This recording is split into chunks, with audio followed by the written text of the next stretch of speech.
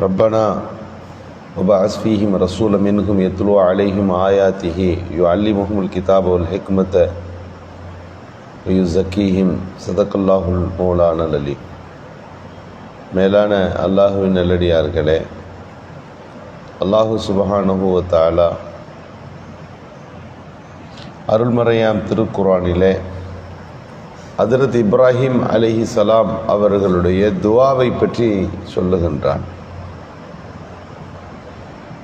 5000 ஆண்டுகளுக்கு முன்பு இப்ராஹிம் அலைஹிஸ்ஸலாம் அவர்கள் ஒரு துஆ செய்கிறார்கள். ரசூலுல்லாஹ் பிறக்கிறதுக்கு முன்பு, யா அல்லாஹ், இந்த மக்கா நகரத்துக்கு ஒரு ரசூல் வர வேண்டும், தூதர் வரணும். அவர் என்ன செய்யணும்? யுஅல்லிமுஹுல் கிதாப வல் ஹிக்மத்த, வேதத்தையும் ஞானத்தையும் கற்றுக் கொடுக்கணும். இதுக்கு வேறு தாலீம், கற்றுக் கொடுக்குதல், அதை செய்யணும். அதற்கப்புறம் யுஸக்கீஹிம், அவர்களை பரிசுத்தப்படுத்த வேண்டும், மன அளவில் அவர்களை சரி செய்ய வேண்டும். இதுக்கு பேர் தர்பியத். கற்றுக் கொடுத்து அவர்களை ஒழுக்கப்படுத்துகிற பணியை செய்ய வேண்டும்னு துவா செய்தார்கள். முதலாவது இல்மு கொடுங்கள், ரெண்டாவது அவர்களுக்கு அதபு கொடுங்கள். இல்மு முதல்ல கொடுத்துட்டு அப்புறம் ஒழுக்கத்தை கற்றுக் கொடுக்கணும் அப்படின்னு துவா செய்தார்கள். அல்லாஹ் திருக்குர்ஆனில் இதற்கு ஜவாப் செய்தான். 3 இடங்களில் இதற்கு அந்த துவாவை ஏற்றுக்கொண்டு அல்லாஹ் ஒரு பதில் சொன்னான். அந்த பதிலில் எப்படி இருக்குன்னா, யுஸக்கீஹிம், அந்த தூதர் வருவார், முதல்ல இல்மு தரமாட்டார், முதல்ல யுஸக்கீஹிம், அவர்களை பரிசுத்தப்படுத்துவார், பிறகு இல்மு கொடுப்பார் அப்படின்னு இருக்கு. காரணம் என்ன என்று சொன்னால், ஒழுக்கம் தரப்பட்டு விட்டால், அதபு தரப்பட்டு விட்டால், ரசூலுல்லாவுடைய மகத்துவம், மாண்பு எது என்ன என்று சொல்லப்பட்டு விட்டால், அதற்கப்புறம் அவங்க சொல்லித்தர எல்லா விஷயமும் உடனே பதிஞ்சிடும், உடனே கேட்டுக்குவாங்க. அந்த இல்ம் அவர்களுக்கு பிரயோஜனத்தை தரும். ஒழுக்கமில்லாத கல்வி அது பயன் தராது. மல்லா அதபலகு வலா இல்மலகு என்று சொல்லுவார்கள். யாருக்கு ஒழுக்க மாண்புகள் இல்லையோ அவர்களுக்கு இல்மு இல்லை. இன்னைக்கு எஜுகேஷன் முக்கியம். டிகிரி படிப்புகள், பட்டய படிப்புகள், முதுகலை படிப்பட்டங்கள் எல்லாம் இருக்குது. ஆனால் பப்ளிக் பிஹேவியர் என்று சொல்லக்கூடிய பொது நடத்தை அவர்களிடத்தில் கெட்டு போயிருக்கிறது. எவ்வளோ படித்திருக்கிறார்கள், ஆனால் அவர்களிடத்தில் அந்த படிப்பு ஒழுக்கத்தை கொடுத்திருக்கிறதானா? ஒழுக்கம் கொடுக்கல. நபிகள் ஸல்லல்லாஹு அலைஹி வஸல்லம் அந்த சஹாபிகளுக்கு முதல்ல ஒழுக்கத்தை போதிச்சாங்க. ஒழுக்கம் ரொம்ப முக்கியம். ஒழுக்கம்னா எப்படி? ஒரு சின்ன குழந்தையோடு உட்காந்து ரசூலுல்லாஹ் சாப்பிட்றாங்க. அந்த புள்ள அங்கிட்டு இங்கிட்டு எடுத்து சாப்பிட்டுட்டே இருக்குது. சொன்னார், குல் மா எலிக்க, உனக்கு பக்கத்தில் எது இருக்கோ அதைத்தான் சாப்பிடணும். சொல்லு, பிஸ்மில்லான்னு சொல்லு. இங்கே சாப்பிடுகிற போது எப்படி இங்கே நபிகள் ஸல்லல்லாஹு அலைஹி வஸல்லம் கற்றுக் கொடுக்கிறார். ஒரு சஹாபி வருகிறார், முடி கட்டையான முடியோடு வந்து அமருகிறார். சில பேருக்கு என்ன ஆச்சு, ஏன் முடியை இப்படி வச்சுக்கிறாங்க அப்படின்னு ரசூலுல்லாஹி ஸல்லல்லாஹு அலைஹி வஸல்லம் கேட்டார். உடனே அந்த சஹாபி ரதியெல்லாம் அந்த முடியை எடுத்துட்டு சுத்தப்படுத்தி கொண்டு ஷார்ட் ஆக்கிட்டு வந்து உட்கார்ந்தார்.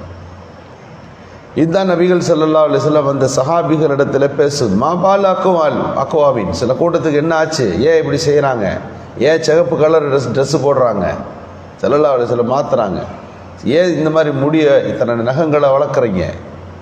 ஒன்றொன்றாக அந்த மக்களுக்கு மத்தியில் ஒழுக்கத்தை பேசுகிறார்கள். லா தர்ஃபு அஸ்வாத்தக்கும், சத்தமாக பேசாதீங்க, தஹபத் அமாலுக்கும், உங்கள் அமல்லாம் வீணாயிரும். குர்ஆன் வசனம் இறங்குது. சத்தம் ஒரு சபையில் இருக்கும்போது எப்படி பேசணும், ஒவ்வொன்றாக அந்த சஹாபிகளுக்கு பயிற்றுவிக்கப்பட்டது. எந்த அளவுக்கு அவங்களுக்கு பயிற்றுவிக்கப்பட்டதுன்னா, ரசூலுல்லாஹ் கேட்பாங்க, இது மக்கா நகரம் தானே அப்படின்னு கேட்டால், அல்லாஹு ரசூலுவால், அல்லாஹுக்கு ரசூலுக்கும் தான் தெரியும் இது மக்கா நகரமா அல்லது நீங்கள் வேறு ஏதாவது பேர் சொல்ல போகிறீங்களா. தங்களை அவர்கள் அமைதிப்படுத்தி கொண்டார்கள், ஒழுக்கப்படுத்தி கொண்டார்கள், தங்களை மக்களோடு இணைத்து கொள்வதுகின்ற உயர்ந்த குணத்தை தங்களுக்குள்ளே உருவாக்கி கொண்டார்கள். இதுக்கடுத்தாலும் சண்டை போட்டு பிரச்சனை பண்ணி கொண்டிருக்கிற அந்த மக்கள் கடைசியாக எப்படி ஆனது, ஒரு யுத்த காலம். ஒருத்தர் தன்னுடைய சிறிய தந்தைக்கு தண்ணீர் கொடுக்கறதுக்காக வேண்டி அங்கே போகிறாரு. கீழே அவர் இருக்கிறார். அவருக்கு தண்ணி கொடுக்கலான்னு போகும்போது பக்கத்தில் ஒரு சவுண்டு கேட்குது. அப்போ இவர் சொன்னார், அங்கே கொடு அப்படின்னு தன் கை காட்டுகிறார். இவர் நான் சிறிய தந்தைக்கு தண்ணீர் கொடுக்க போனேன்னா என் சிறிய தந்தை அங்கே கையை காட்டுறாரு. அந்த எறும்புக்கு யுத்த காலத்தில் நான் அங்கே போனேன். அதுக்கு பக்கத்தில் இன்னொருத்தர் விழுந்து கிடக்கிறார். அவர் ஏதோ சத்தம் கொடுக்குறார் தண்ணியை பார்த்த உடனே. இந்த இரண்டாவது சஹாபி தன் கையை விரிச்சு அங்கே அப்படின்னு சொன்னார். என்னப்பா இவர் குடிக்க மாட்டேன்றாரு. நான் எடுத்துக்கொண்டு மூணாவது நபருக்கு போனேன், தண்ணி கொடுக்கல, அவர் மௌத்தாயிட்டார். சரி, ரெண்டாவது நபருக்கு ஓடி வந்து பார்த்தா அவர் மௌத்தாகி இருக்கார். என் சிறிய தந்தையை பார்த்தேன், அவர் உயிரும் போயிருக்கிறது. கடைசி நிமிடத்தில் கூட எந்த அளவுக்கு பக்குவம், அந்த தண்ணீருடைய தாகத்தினுடைய உச்சபட்சம், மரணத்தின் விளிம்பு, நம்மளை விட அவருக்கு கொடுக்கலாம். தன்னை விட பிறரை முற்படுத்துகிற பொதுநல சிந்தனை வந்து விட்டது. இன்றைக்கு எஜுகேஷன் என்ன பண்ணியிருக்குன்னா, மனிதர்களோடு வாழ்வது பற்றியோ அந்த கலாச்சாரத்தை பற்றியோ பேசலை. காசு சம்பாதிக்கிறது எப்படி, மெட்டீரியல் வேர்ல்டு, பொருள்தான் இந்த உலகம் நிர்ணயிக்கிறது என்கின்ற பண்பு இன்றைக்கு வளர்ந்து போயிருக்கிறது. உலகமே அந்த துறை நோக்கித்தான். அறிவியல் வளர்ச்சி, சந்திரனுக்கு போயிட்டோம், நிலவுக்கு போயிட்டோம், இந்த டெக்னாலஜி அந்த டெக்னாலஜி, இது போன்ற பல்வேறு செயல்பாடுகள் மனிதனோடு வாழுகின்ற பண்பு வளர்ந்திருக்கிறதா, மனிதனையும் வளர்ந்திருக்கிறதா, சகிப்புத்தன்மை பெருகி இருக்கிறதா, விட்டு கொடுக்கின்ற மாண்பு வளர்ந்திருக்கிறதா?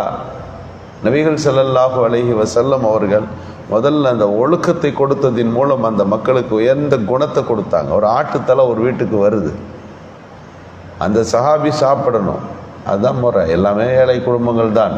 அன்றைக்கு பொருளாதாரத்தினுடைய ஒரு விசாலமான ஒரு சூழல் ரசூலுல்லாஹி ஸல்லல்லாஹு அலைஹி வஸல்லம் இருக்கிற இந்த காலகட்டத்தில் தொடக்கத்தில் இருக்கலை.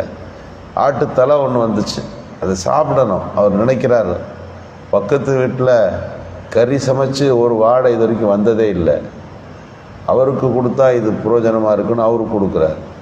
எல்லாருடைய மனநிலைமை எப்படி இருந்துச்சு? அவர் என்ன நினைக்கணும், வாங்கினா அவர் சாப்பிடலாம்ல, அவர் எப்படி யோசிக்கிறார்? நம்ம விட நம்மளுடைய பக்கத்து வீட்டுக்காரர்கள் தேவையுள்ளவர்கள், அவருக்கு கொடுக்கலாம். ஒவ்வொரு ஆளுக்கும் அதே சிந்தனை, தான் தனது தனக்கு என்கின்ற சிந்தனை மாறி பிறர் நலம், பிறரை போற்றுதல், இந்த குணம் மாறிடுச்சு. அவர் என்ன செய்கிறார், அடுத்து கொடுத்து அப்படியே அந்த வீடு, அந்த தெருவில் 7 வீடு, 7வது வீடு எல்லாம் முடிஞ்சு 6 வீடு முடிஞ்சு திருப்பி இவருடைய வீட்டுக்கே வருது.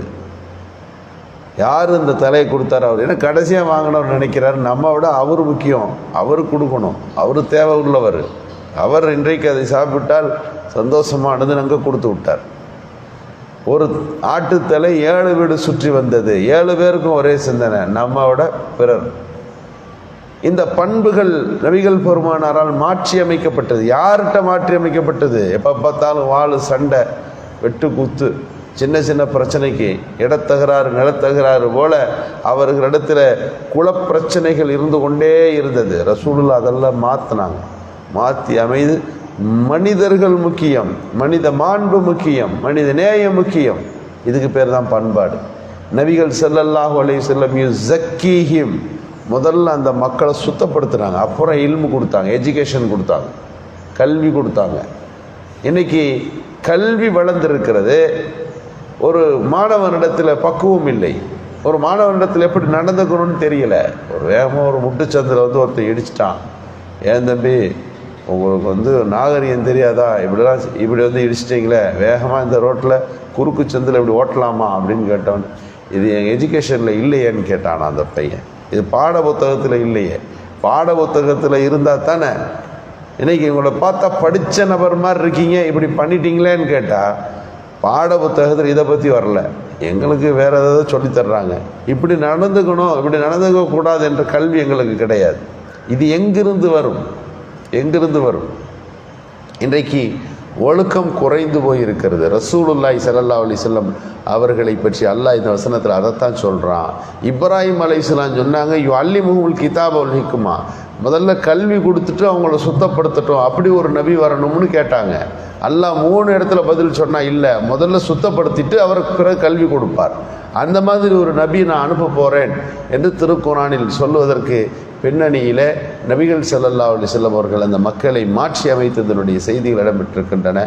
அல்லாஹ் சுப்ஹானஹு வ தஆலா நபிகள் பெருமானார் ஸல்லல்லாஹு அலைஹி வஸல்லம் போதனை முறைகளை பின்பற்றி நடக்கின்ற நல்ல தௌஃபீக்கை நல்குவானாக.